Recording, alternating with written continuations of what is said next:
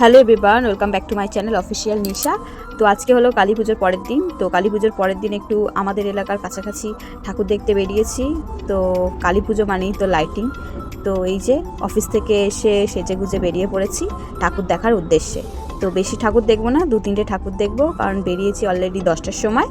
তো কথা বলতে বলতে এসে গেছি প্রথম প্যান্ডেলের কাছে। এখানে দুটো প্যান্ডেল। তো আমরা প্রথম প্যান্ডেলে বাইকটা রেখে এই যে দ্বিতীয় প্যান্ডেলে চলে এসেছি। তো কাছাকাছি একদম প্যান্ডেল। তো এই প্যান্ডেলটা ছোট হয় কিন্তু খুব সুন্দর প্যান্ডেল, আর ঠাকুরটা তো একদম খুবই সুন্দর। তো তোমরা স্ক্রিনে দেখতেই পাচ্ছ ঠাকুরটা খুবই সুন্দর। তো এখানে কিছু ছবি ভিডিও তুলে তারপর আমরা দ্বিতীয় প্যান্ডেলে চলে যাব।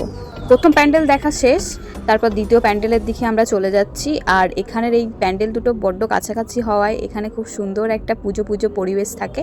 তো আমাদের ওই দিকে তো প্রত্যেক ঘরে ঘরে পুজো হওয়া সত্ত্বেও পুজো ফিলিংসটা নেই, কিন্তু এখানে এই যে ফাংশন হচ্ছে, লাইভ পারফরমেন্স হচ্ছে, আর দেখতেই পাচ্ছ একদম ওপেন স্টেজ, আর এখানে সবাই হচ্ছে খুব এনজয় করছে। আর এখানের হচ্ছে বিশেষ আকর্ষণ এবারে নৈহাটির বড়মা। তো দেখতেই পাচ্ছ 30 ফুটের নৈহাটি বড়মা। আমরা অ্যাকচুয়ালি এই বড়মা দেখার জন্যই আমরা এত রাতে অফিস থেকে বাড়ি আসার পর দেখতে এসেছি।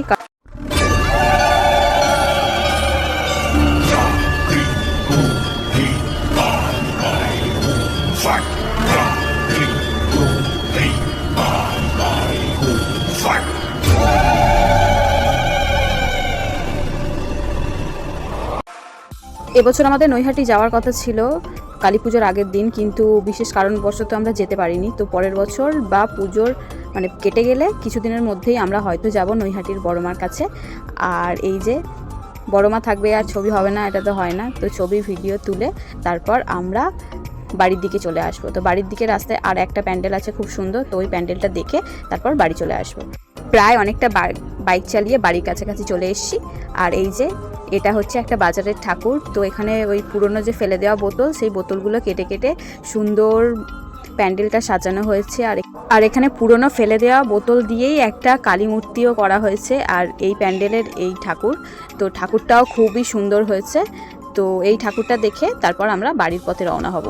বাড়িটা টপকে গিয়ে তারপর আবার একটা প্যান্ডেলের চলে যাব। এখানে জীবন্ত প্রদর্শনী হচ্ছিল, কিন্তু আমরা অনেক রাতে এসেছি বলে প্রদর্শনী শেষ হয়ে গেছে।